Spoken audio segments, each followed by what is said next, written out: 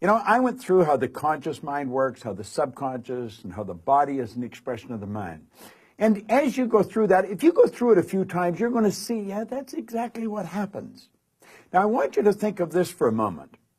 When you impress an idea upon your subconscious mind, that alters the vibration of this instrument we call our body. See, our body is a molecular structure. Really what it is. It's a mass of energy in a very high speed of vibration.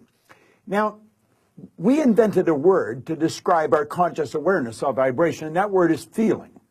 If you ask a person, you know, how are you today? They'll say, well, I'm feeling fine, or I don't feel that good, I feel great. You never hear a person say, oh, I'm consciously aware of being emotionally involved with a negative idea, so therefore I've moved into a negative vibration. But that's exactly what happens. So, you see, as we start to understand this, and we become aware that we're not feeling too good, we can change it. Now, it takes a little training, but you can do it. We are really in charge of how we feel. Now, we let other people upset us, but we don't have to let other people upset us. We don't need to react to them. We can respond. We can listen to what they're saying, and they say, well, you're entitled to your opinion, but that's just not what I'm like. And we can hold our own idea of ourselves. You see, it's important that we grasp how the mind works and that we understand the relationship of the body to the mind and the mind to the body. Now, it's our results that we want to change. Now, our results could be in our physical body. It may want to be, you may want to cast off a few pounds. You may want to put on a couple of pounds. You may want to have a little higher energy. See, all the energy there ever was or ever will be is 100% evenly present in all places at the same time. Everything's energy. You know, you'll hear people say, where does he get all the energy? Where does she get all the... Nobody gets energy. Everybody releases energy. Desire is the triggering mechanism that, whoo, lets the energy flow. Now, let's go back and have a quick review. Here you've got the little stick person here. There you've got the conscious mind. And remember, you have the sensory factors hooked up to the conscious mind. And then you have the subconscious mind, and then you have the body. Now, the conscious mind has the ability to choose thoughts. Those thoughts turn into pictures. We turn the pictures over to the subconscious mind, and then the subconscious mind expresses the action. All right? Now, what is the problem? Remember, we said the subconscious mind had no ability to reject. We said the subconscious mind cannot differentiate between what's real and what's imagined. How did we arrive on the scene? I'll tell you. When you arrived on the scene, you did not have any conscious faculties developed. The sensory factors weren't even developed. This is how you arrived. That's called the little life. That's the baby. No conscious mind. So there's the subconscious mind. It's wide open. You can put anything in it. You see, your subconscious mind is programmed genetically. That's why we look like our relatives. It's built right into the genes at birth. But then we're programmed environmentally. Carl Mendinger from the Mendinger Foundation in Topeka one time said, environment is more important than heredity. Why do you think you speak the language you speak? You speak that language because you were surrounded by people that speak that language in your little life. And the language just went right into the subconscious mind. If you grew up in a home that was bilingual, you learned both languages. I had an associate over in Kuala Lumpur, had a little boy, he spoke 4 languages at 4 years of age. And you'd look at that and you'd say, my gosh. No. The baby was programmed. Why do you like the food you like? It's programming. That's right. Now, let's stop and think about the environment we were raised in. Here's the baby, and look at the ideas and the thoughts and the concepts that are going on around that baby are going right into that baby's subconscious mind. Now, through repetition, over and over and over again, and remember, the baby's getting it all day, all week, every week, all month, every month, all year, and this goes on for 4 or 5 years. And the baby reaches the age of 4 or 5 where they can start to think that baby's programmed. That baby is programmed to think like the people it had been surrounded by. If the people that surrounded that baby had gone right through school, the baby will probably grow up and go right through school. If the people that were surrounding that baby always lived in hard times, never had any money, always in debt, that's probably how that baby's going to grow up. Now, this is bizarre, but this is how it happens. It's how it happens for me. I was raised during a depression. We didn't have any money. There was always talk about no money. You should be satisfied with what you've got. Well, that's not true. You should never be satisfied with what you've got. You should be happy with what you've got. Dissatisfaction is actually a creative state. So here we have now a baby that has been programmed. Now, let's take and think for a moment. What happens when that baby starts to think for itself? Now think of this. The paradigm controls the vibration. The vibration controls the action which produces the result. Now here we go. Here you got the baby with the paradigm, and the conscious faculties have developed. They have the ability to think. There's a power flowing into them. What are they going to think? They're going to think thoughts that are in harmony with that paradigm. That's right. We've been raised to believe you go to work to earn money. Do you know that working is the very worst way to earn money? That's right. You should go to work for satisfaction, not for money. You provide service for money. You can earn money while you're sleeping. In fact, we have programs where we teach people to actually earn more money while they're sleeping than they'll ever need to use while they're awake. You say, well, that's a pipe dream. No, no. That's a paradigm that causes you to think that's a pipe dream. There's people doing that are nowhere near as bright as you. But here we are now. We've got the person.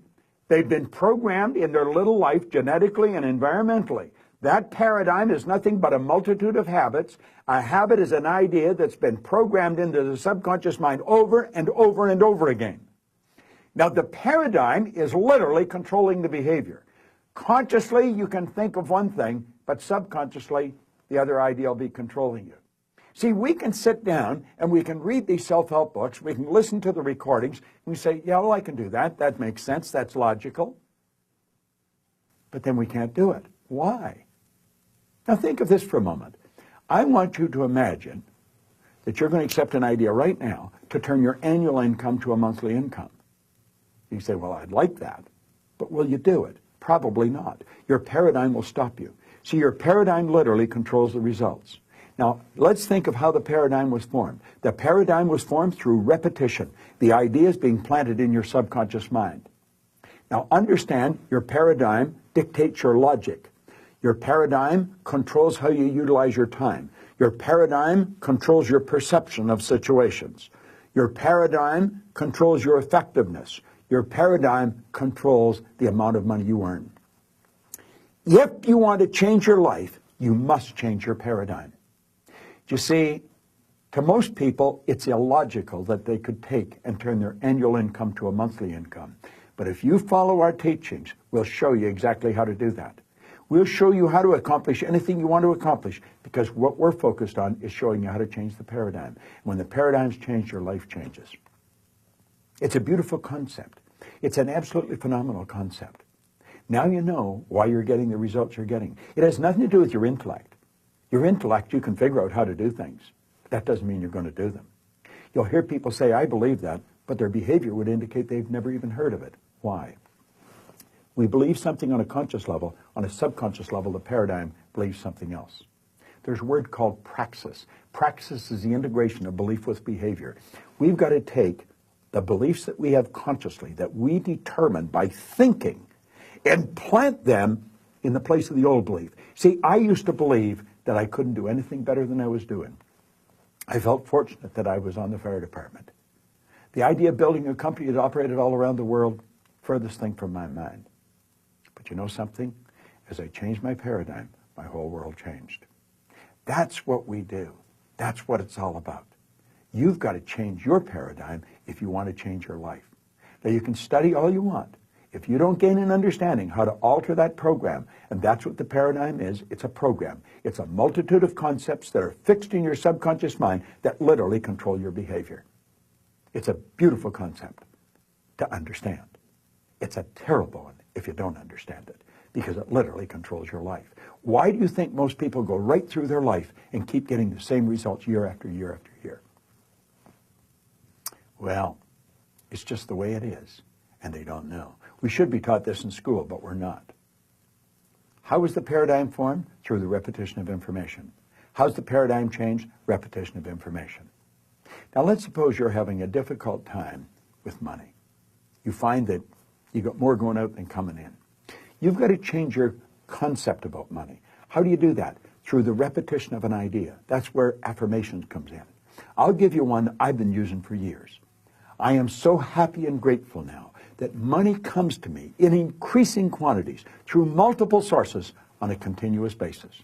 I am so happy and grateful now that money comes to me in increasing quantities through multiple sources on a continuous basis. You don't just say that once or twice. You've got to repeat that maybe 1,000 times a day, every day for maybe 90 days. And you'll start to change your whole concept about money. Wealthy people all have multiple sources of income. Now, I'm going to tell you what happened to me. I drove around with a battery-operated record player and a long-playing record. And I played it over and over again every day for probably a couple of years. This was so totally illogical. It was behavior. Everybody thought I was losing it. And I'm reading the same book every day, Think and Grow Rich. As a matter of fact, I'm still reading the same book. And it was the repetition of Earl Nightingale's information and the book that changed the paradigm. I didn't know what I was doing. I didn't understand what I was doing, but I did it.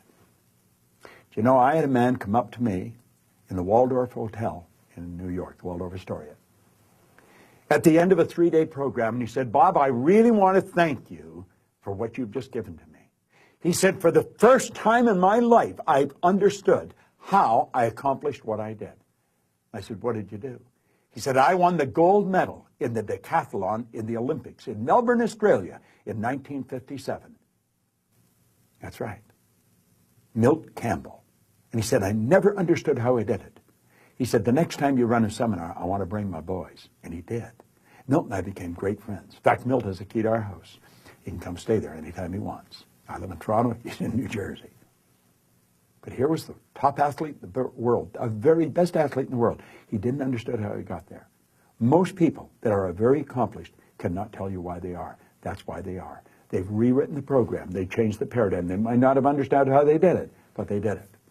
That's what our company is all about. We teach people how to change paradigms. I want to thank you for watching this, but I'm going to ask you to share it with other people. Share it with them. Say, come and watch this. Start a rapport. Build a rapport with people, you know. It's a great way to live, and this is great information to understand. Thanks for listening. It's Bob Proctor.